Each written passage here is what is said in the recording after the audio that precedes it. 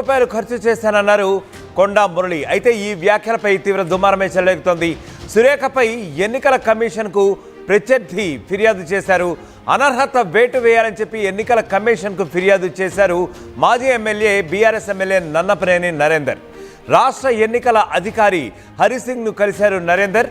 ఇదే నేపథ్యంలో ఓటర్లను ప్రలోభపెట్టి మరీ డబ్బుతో ఓట్లను కొనుగోలు చేసి గెలవడం అనైతికమని హాట్ కామెంట్స్ చేశారు మాజీ బీఆర్ఎస్ ఎమ్మెల్యే నన్నపనేని నరేందర్.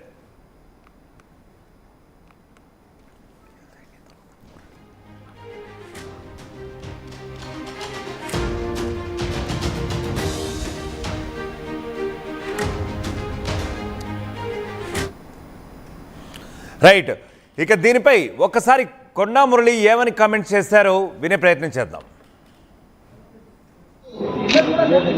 అంతకుముందు ప్రచారం చేసినప్పుడు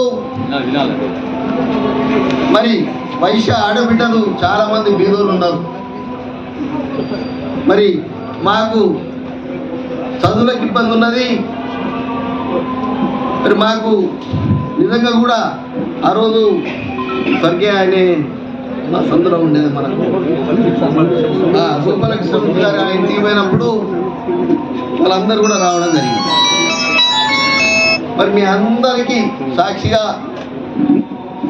మరి ఆ కన్యక పరమేశ్వరి సాక్షిగా మీకు కూడా ఒక మేరయాలు బీదోలు చెప్పి పెళ్లి చేసుకున్నందుకు మరి కట్టించే కార్యక్రమం కొండా సురేఖతో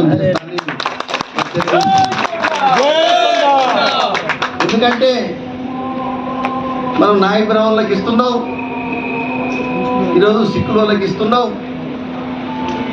మరి ప్రతి కులానికి కూడా ఇస్తున్నాం. ఇది అంటే నన్ను కొనేటోళ్ళు కూడా చాలా మంది ఉన్నారు.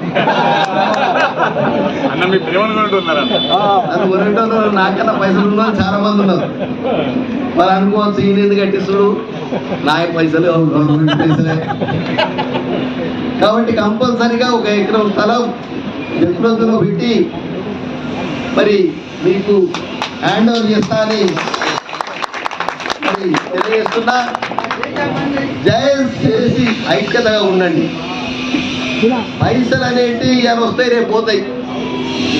పలాని కూడా ఉండి ఇన్ని మంచి పనులు చేసిండు, పలాని కృష్ణమూర్తికి ఇన్ని మంచి పనులు చేసిండు, పలాని రాజేశ్వరం అన్న ఇన్ని మంచి పనులు చేసిండు అని చనిపోయినాక అనుకునేటట్టు చేసుకోవాలి.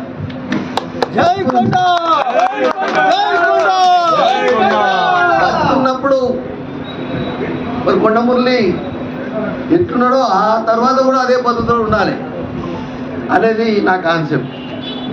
ఎందుకంటే బడుగు బలైన వర్గాల నుంచి వాళ్ళంటే నాకు ప్రేమ. మరి నేను ఎన్నో కష్టాలు పడ్డా 45 ఏళ్ళ రాజకీయాలలో. మరి నేను చాలా ఇబ్బందులు పడ్డా ఉన్నత వర్గాలతో. మరి ఇప్పటికీ 5 సార్లు అంటే 25 ఏళ్ళు ఎమ్మెల్యేగా గెలిపిస్తున్నా అంటే మీరు అర్థం చేసుకోండి. మరి అలాగే నేను డిసిసి బ్యాంక్ చైర్మన్ ఉన్నప్పుడు నష్టాలు ఉన్నప్పుడు దాన్ని 400 కోట్ల లాభాలు పట్టుకొచ్చాను. నేను వాళ్ళకి ఒకటే మాట చెప్పిన, నేను లోపలికి రాను, బ్యాంకు లోపలికి రాను, చేస్తే కూడా నాకు అవసరం లేదు, అన్ని ఎన్ని పైసలే నాకు అవసరం లేదు, నా ఆఫీస్ నేను చూసుకుంటా, నా కుర్చీ నేను తెచ్చుకుంటా, మీటింగ్కి మాత్రం మీకు బిర్యానీ పెడతా అని చెప్పిన. బాగా పనిచేసింది. అదో రాజశేఖర రెడ్డి గారు 13 కోట్లు ఇస్తే దాన్ని మరి పెద్దగా కూడా కట్టడం జరిగింది. దాని తర్వాత నన్ను ఎమ్మెల్సీ నిలబెట్టిండు. మరి నాకున్న డాక్టర్ మధ్యన పోటీ అని వాళ్ళకు 120 కల్పన కొడుకు నిలబడ్డప్పుడు ఉన్నారు ఎర్రబల్లి అని, ఎర్రబల్లుడు 2 ఉంటారు. వాళ్ళు చెప్పింది ఓ రౌడీకి ఓ డాక్టర్ మధ్యలో పోటీ అని. వాళ్ళను సిమ్లా తీసుకుపోయింది, కొండమూరులో గోవా తీసుకుపోయింది, బండప్రకాశ్ తీసుకుపోయింది. బండప్రకాశ్ కాదు, బండప్రకాశ్ తీసుకుపోయింది. నేను వచ్చి వేసింది 245 ఓట్లు ఎక్కువ వేసింది నాకే వాళ్ళు. మరి వాళ్ళు బియ్యంతో ప్రమాణం చేయించుకున్నారు, కానీ ఏ ప్రమాణం చేయించుకోవాలి. దాంతో 2వసారి అప్పుడు మీరు చూసిండు భారతదేశంలో చట్టసభలోకి ఎవరు కూడా ఏకగ్రీవంగా పోలే. మీ అందరి దయ వల్ల మరి నేను నామినేషన్ అయితే ఏ పార్టీ కూడా నామినేషన్ అయ్యేది. మరి నేను రౌడీజం చేస్తే చేయలేదంటే అది కాదు కదా. నా మీద అభిమానం.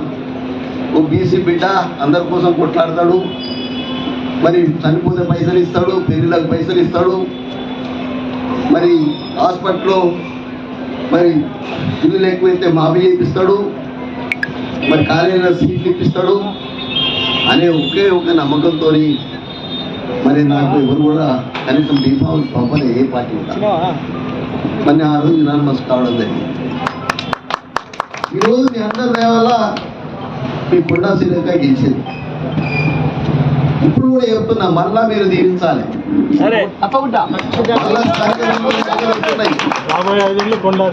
మీ సోదరి మన్ని అనుకొని, మీ ఆడబిడ్డ అనుకొని, అక్కలు అన్నలు అందరూ కూడా గెలిపియాలి. నాకేదో స్వార్థంతో ఇంటికి రాలే, మీరందరూ కలిసి ఉండి పేదోళ్ళకి ఇక్కడ న్యాయం చేయండి. ఈ ట్రస్ట్తో మీరు పేదోళ్ళకి న్యాయం చేయండి. మీరు అర్థం బేసేజాలో పోవద్దు. నేను 20 కోట్లతో అలంకార దగ్గర ఆ రోజు ఆగయ్య గారితో బతిలాడి అలంకార దగ్గర నేను కాపులకు. రైట్, మొత్తానికి మురళి ఏవైతే కామెంట్ చేస్తారో అవైతే ఇప్పుడు హాట్ టాపిక్గా మారుతున్నాయి. అలాగే మంత్రి సురేఖ పదవి కూడా కొద్దిగా గండంగా మారే అవకాశం ఉందని చెప్పి ఆయా శ్రేణుల నుంచి అయితే టాక్స్ వినిపిస్తుంది. ఇక ఇదే విషయంపై మా ప్రతినిధి వెంకటరత్నం మరింత సమాచారం అందించడానికి సిద్ధంగా ఉన్నారు. వెంకటరత్నం, ముఖ్యంగా చెప్పండి, ప్రస్తుతం మురళి చేసిన కామెంట్స్ ఏ విధంగా రూపాంతరం చెందబోతున్నాయి, దాని పరిణామాలు ఏ విధంగా ఉండబోతున్నాయి? యజ్ఞ రోజు రోజుకి ఇక్కడ కొండ మురళి చేస్తున్నటువంటి వ్యాఖ్యలు ఒక్కొక్కసారి నిన్న మొన్న సొంత పార్టీ నేతల మీద చేశారు. ఈ నిన్న చేసినటువంటి వ్యాఖ్యలు మాత్రం ఈ ఎర్రబల్లులు 2 ఉన్నాయని చెప్పి ఎర్రబెల్లి దయాకర్, అలాగే ఎర్రబెల్లి బీజేపీ నేత ఎర్రబెల్లి ప్రదీప్ రావును ఉద్దేశించి కూడా చేయడము, ఇక్కడ రోజుకొక కామెంట్ బయట పార్టీల మీద కూడా చేస్తున్నటువంటి పరిస్థితి. అయితే ఇదంతా తన ఆలోచన విధానం అంతా తన కూతురు అయినటువంటి కొండ సుస్మితా పాటిల్ను ఇప్పటి నుంచే రాజకీయ అరంగేట్రం చేయడంలో భాగంగా ప్రచారం కూడా కల్పిస్తూ మెంటల్ గా వాళ్ళందరినీ ప్రిపేర్ చేస్తున్నటువంటి పరిస్థితి. ఇక్కడ ఉన్నటువంటి పరకాల నియోజకవర్గానికి సంబంధించి, అలాగే వరంగల్ తూర్పు నియోజకవర్గానికి సంబంధించి ఈ 2 నియోజకవర్గాలు తమదే అన్నటువంటి ధోరణిలో తను చేసుకుంటూ ఇక్కడ ఒక కీలకమైనటువంటి అలాగే ఆసక్తికరమైనటువంటి ఒక కాంట్రవర్షియల్ వ్యాఖ్యలు కూడా చేస్తున్నటువంటి ఆ పరిస్థితులు మనం గత కొద్ది రోజులుగా చూస్తున్నాము. అయితే ఇవన్నీ చూస్తుంటే ఇక్కడ దీనికి సంబంధించి ఎర్రబెల్లి ప్రదీప్ రావు గతంలో ఎన్నికల్లో పోటీ చేసినటువంటి బీజేపీ తరపు నుంచి పోటీ చేశారు. అలాగే నన్నపనేని నరేందర్ ఇదే వరంగల్ తూర్పు నియోజకవర్గం నుంచి వరంగల్ ఈస్ట్ నుంచి పోటీ చేశారు. అతను గతంలో మాజీ ఎమ్మెల్యేగా ఉన్నటువంటి పరిస్థితి. అయితే తను కొన్ని కాంట్రవర్షియల్ వ్యాఖ్యలు చేశారు.